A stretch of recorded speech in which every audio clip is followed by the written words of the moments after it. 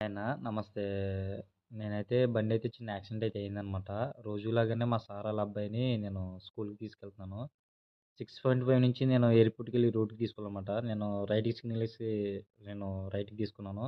నా ముందున్న ఆమె కేరళ ఆమె అనమాట. మన ఇండియా ఆమె అనమాట. రైట్‌కి సిగ్నల్ ఏసింది కదా అని నేను లెఫ్ట్‌కొచ్చాను. లెఫ్ట్‌కి వత్తంతోటి మళ్ళీ ఆవిడ లెఫ్ట్ సిగ్నల్ ఇవ్వకుండా లెఫ్ట్‌కు బండేసుకొచ్చి బండి అలా ఆపేసిందనమాట. నేను బండి కంట్రోల్ అయితే నా బండి అసలు అవ్వలేదు. ఆ తెల్లారుజామునే వర్షం వచ్చిందనమాట.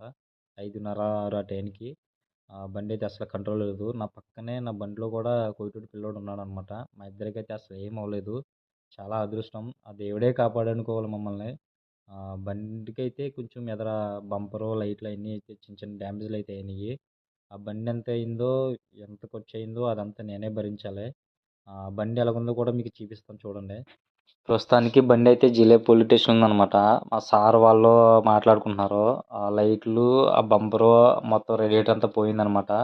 దానికి ఎంతైతే ఖర్చు అవుతుందో ఆ ఖర్చంతా నన్నే పెట్టుకోమన్నాడు మా సారు. ఎందుకంటే నాదే మిస్టేక్ ఉందని చెప్తున్నాడు మా సారు. సరే సార్ నేనన్నాను. నా సాలరీలో కట్ చేసుకుంటా అన్నాడు. ఈరోజు నా లక్ ఏంటి అస్సలు బాలేదబ్బా!